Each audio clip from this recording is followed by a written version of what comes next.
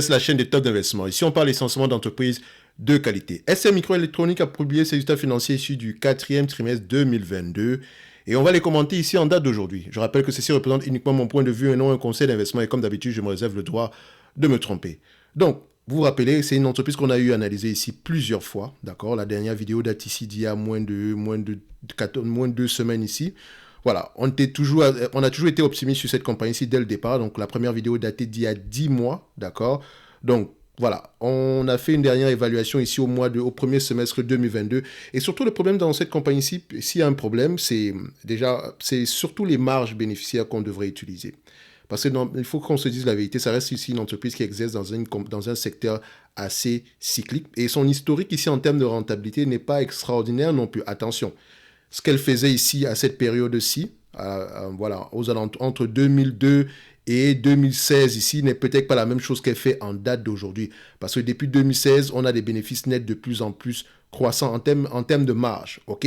Donc, en termes de marge. Parce que nous, le problème, c'est qu'on ne voudrait pas se retrouver à ce genre de période-ci, où on avait à peu près la même chose et subi à peu près des années de 2002 à peu près à 2016 ici, on n'avait presque rien du tout.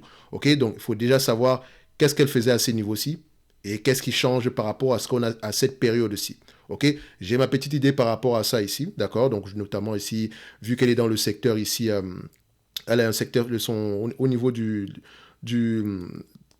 avec le secteur enfin pas, c'est même pas un secteur, voilà. Le fait que les voitures soient de plus en plus connectées, soient de plus en plus intelligentes, était un big trend pour elles, d'accord? Donc, ça pourrait ici représenter ici une opportunité d'investissement à long terme. Donc, elle est située sur la plupart, la plupart des produits électroniques ici, elle est dessus. Donc, que ce soit sur les voitures, que ce soit sur les petits appareils ici, donc les téléphones mobiles ou bien des ordinateurs, donc les appareils personnels ici. Donc, elle est un peu située à peu près sur la plupart de ces segments-là. Donc, certains segments sont au ralenti présentement, comme le segment ici de personal computing, mais voilà, ce sont des segments qui sont également cycliques. Et là, le segment automobile va très bien présentement, tout simplement parce que, n'oubliez pas, avec la pénurie des semi-conducteurs, etc., donc il y a des commandes qui sont assez élevées ici. Donc, il y a de bons résultats pour STM Microelectronics. Il y a vraiment de bons résultats pour cette compagnie-ci. OK? Donc, si on doit faire le tour ici de ce qui a été dit au niveau des rapports financiers ici, donc je rappelle que quand on lit les rapports financiers, on cherche qu'est-ce qui s'est passé, pourquoi est-ce que cela s'est passé, à quoi s'attend à court terme ici et quel est l'état d'endettement. Et il faut toujours compléter cette lecture ici avec l'écoute des conference calls, d'accord? Dans le conference call que vous pouvez retrouver ici au niveau du webcast. Et je vous dirais même que sur ce document-ci, d'accord, celui-ci, pour moi, le document le plus complet, le plus intéressant en complément de celui-ci ou bien de ça, voilà, ça c'est plus, voilà, ça c'est coloré, etc. C'est plutôt ce que le CEO dit. Donc c'est un document que vous allez retrouver, voilà, il faut le télécharger ici. Donc moi je l'ai téléchargé, d'accord, j'ai un peu souligné les trucs, ce qui m'intéressait un tout petit peu. On va pas passer, on va pas lire tout ça ici, d'accord. Donc il y a des éléments importants, comme moi je vous l'ai dit ici, je cherche qu'est-ce qui s'est passé, qu'est-ce qui explique le fait que l'entreprise se soit bien comportée l'année précédente et qu'est-ce qui pourrait m'encourager ici à penser que l'entreprise pourrait bien se comporter en 2023 et encore mieux les années à venir. Déjà, elle a un objectif ici en termes de croissance ici, de prix. Donc, elle a en termes de stratégie, un objectif ici en termes de revenus d'à peu près 20 milliards d'ici 2026. Je pense que 2026-2027, c'est à peu près un objectif ici aux alentours de c'est 20 milliards, d'accord? Donc, elle va avoir un revenu, un chiffre d'affaires de 20 milliards à peu près à cette période-là. Ça reste un objectif ici.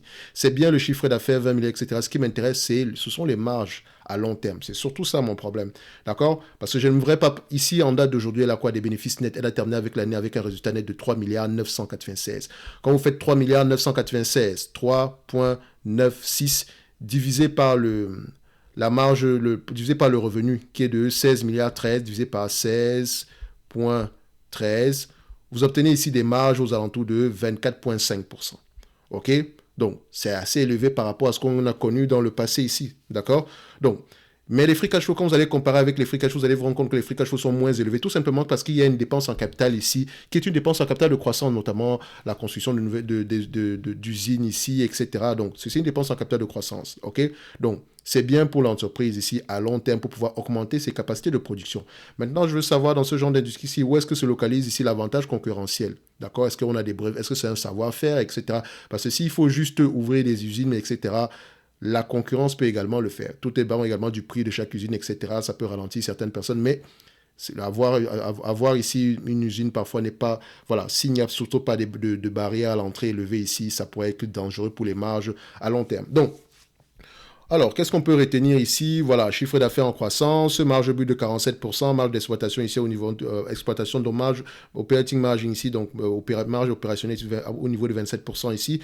Alors, ici, au premier trimestre 2023, il s'attend à un chiffre d'affaires de 4,2 minimum, en tout cas en médiane, d'accord, ainsi qu'une marge brute aux alentours de 48%, dont la marge brute va avoir tendance à se maintenir ici. Je rappelle que c'est important. Donc, la marge brute est importante dans le sens où ça vous permet d'avoir une idée comment est-ce que l'entreprise va gérer ses coûts de production.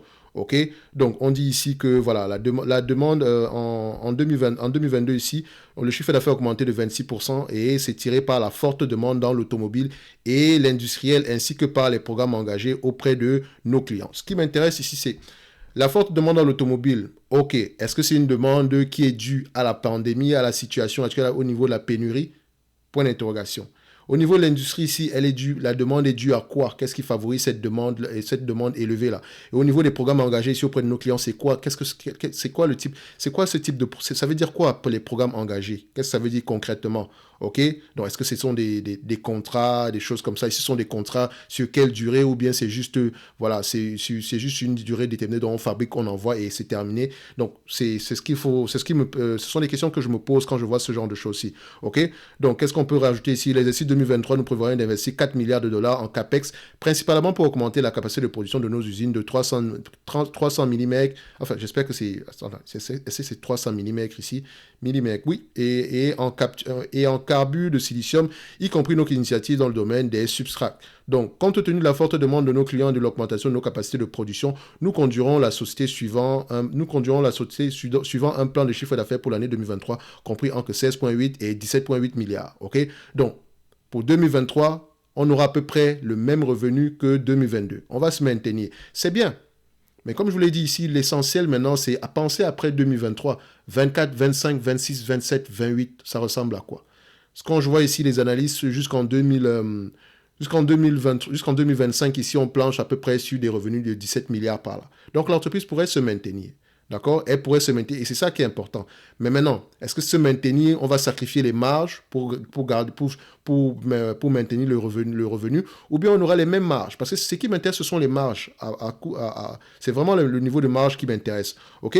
Donc, pour le moment, chiffre d'affaires, tout ça, c'est beau. Tout est mignon ici dans cette compagnie. Si vous la regardez même du point de vue des PER, vous allez voir que c'est un PER de 10, mais ça ne m'étonne pas que cette entreprise c'est négocié à des PER de 10, tout simplement parce que les opérateurs de marché ont peur par rapport au retournement de cycle. Il y a de bonnes chances que le cycle ne se retourne pas ici, mais de toute façon, il faut regarder à long terme, d'accord? C'est un peu, je ne dirais pas que c'est la même chose qu'avec Micron, mais voilà, ce genre de secteur-là, il est comme ça. Donc, on continue. Chiffre d'affaires, marge brute, etc. Ça, vous pouvez le lire. Ils ont augmenté leurs dividendes, etc. Ça, ce sont des informations qui peuvent vous intéresser. Donc, ici, au niveau de la marge brute, on dit ici que la marge brute a augmenté. Pourquoi? C'est ce qui m'intéresse. Essentiellement en raison de prix favorables, de l'amélioration du mix produit et d'effets de change net favorables après couverture, partiellement compensé par l'inflation du coût des intrants de production. Donc, les prix favorables, c'est bien. Les prix favorables ici sont parfois encouragés parce qu'il y a des pénuries. OK? Donc, on augmente les prix. Mais maintenant, en situation normale, est-ce qu'on va avoir tendance à baisser les prix? C'est la question que je me pose. OK? Donc, ces résultats-ci sont bons, mais également, je prends toujours mes pincettes ici quand je regarde ce genre de compagnie. Surtout quand on a un historique ici, entre parenthèses, je dirais, il est un peu catastrophique jusqu'en 2016. OK? Depuis 2016, il y a un changement ici. Vous pouvez le voir à ces niveaux avec l'augmentation des marges, etc. Mais vous voyez également qu'on a une accélération des marges à partir de 2020. Les périodes sont très importantes. Rappelez-vous que tout ce qui concerne la pandémie, à partir de 2019, en montant, tous les effets. Donc, si on a comment on appelle ça? Si on a des marges qui augmentent après 2019, donc 2020, etc., il faut faire très attention. OK? Il faut faire attention. Il ne faut pas se retrouver ici piégé dans ce genre d'éléments-là, avec ce genre d'éléments. D'accord? Si on prend des marges ici de 24%, se retrouver à peu près à avoir des marges réelles aux alentours de 10%, ça prête à confusion. Ça prête vraiment à confusion. Donc, il faut faire attention. Au niveau de l'endettement, ici, elle a du cash net, d'accord, ce qui est, voilà, à peu près par rapport à ce qu'on avait précédemment ici, c'est toujours la même information, donc elle se comporte bien, même avec les dépenses en capital aussi élevées, elle a du cash net. Donc, pour la dépense en capital, elle investit uniquement son propre cash ici, d'accord, c'est une bonne chose, ok. C'est une bonne chose qui me permet de dire ici que ce dividende-là, il peut être payé de toutes les façons. Il est presque ridicule, mais il peut être payé ici. Est-ce qu'elle rachète ses actions? Est-ce que c'est une entreprise qui rachète ses actions ici? Oui.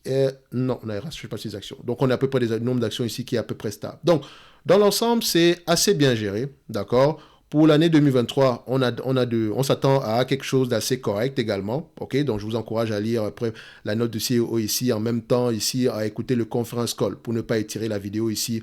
On va se dire ici que tous les résultats sont corrects en date d'aujourd'hui, c'est plutôt flatteur. Donc, c'est pas très étonnant également parce qu'on est très optimiste par rapport à cette compagnie ici depuis le début. D'accord? Donc, on a, comment on dit ça? Les marchés finaux ici, quand bien même ils seraient cycliques, ils sont porteurs à long terme. Ils sont de croissance à long terme. On va consommer de plus en plus de semi-conducteurs dans la plupart des voitures ici électriques, etc. Donc, il n'y a pas que la voiture électrique, elle n'est pas que dans ce segment-là, d'accord? Donc, que ce soit au niveau des industries également, ici, on consomme de plus en plus de produits liés aux semi-conducteurs ici. Donc, ce secteur-là aura tendance à bien performer sur le long terme. Donc, vous, ici, vous devez savoir STM Microélectronique fait quoi précisément, quelle est la taille du marché, qui sont les compétiteurs et qu'est-ce qui peut rendre une entreprise exerçant dans ce segment d'activité-là exceptionnelle. D'accord? Donc, ici, on va se dire que par rapport à l'évaluation, je ne vais pas changer d'avis par rapport à ce que j'avais ici précédemment. Sur cette vidéo du premier semestre, on avait déjà fait une évaluation. Ça ne va pas trop changer parce qu'on avait déjà pris une hypothèse optimiste et une hypothèse ici pessimiste. Donc, maintien des marges ou bien augmentation des marges. OK? On était aux alentours des 35 euros par là. Là, on est aux alentours de 40 euros. Si je ne me trompe pas, le maximum ici, c'était aux alentours des 60 euros quand on était trop optimiste avec des marges à peu près de 20% ici. En tout cas, c'est toujours à prendre avec des pincettes. Mais comme je vous l'ai dit ici, lisez vos rapports financiers. OK? So, un like, un abonnement, ça fait toujours plaisir. Et n'hésitez pas à nous retrouver ici dans le top premium ou bien la top newsletter ici gratuite. OK? Donc, ça nous fera plaisir de vous compter parmi nous. OK? Donc, pour STM Microélectronique, pour le premier trimestre également ici, on s'attend également à des résultats à peu près corrects par rapport à ce qu'on a eu en 2022 ici. Donc, pour le moment, tout va bien dans le meilleur des mondes. En tout cas, tant qu'on reste à peu près dans un environnement normal, parce que les choses également pourraient se détériorer. De toutes les façons, on ne réfléchit pas juste sur les 12 prochains mois, on essaie de regarder plus loin que ça. Mais cette compagnie, c'est a la capacité déjà de souffrir. Le prix actuel est juste attrayant. Quand bien même les marges seraient de 10%, on ne surpaye pas au prix actuel, ok? On ne surpaye réellement pas. Si les marges sont de 10%, en réalité, on l'achète à sa juste valeur, sans prendre en considération la croissance. Si les marges sont même supérieures à 10%, on pourrait avoir quelque chose de beaucoup bien plus intéressant que ça, ok? Donc, ceci n'est que mon avis et non un conseil d'investissement. Comme d'habitude, je me réserve toujours le droit de me tromper. OK? Donc, on se dit à bientôt. Merci.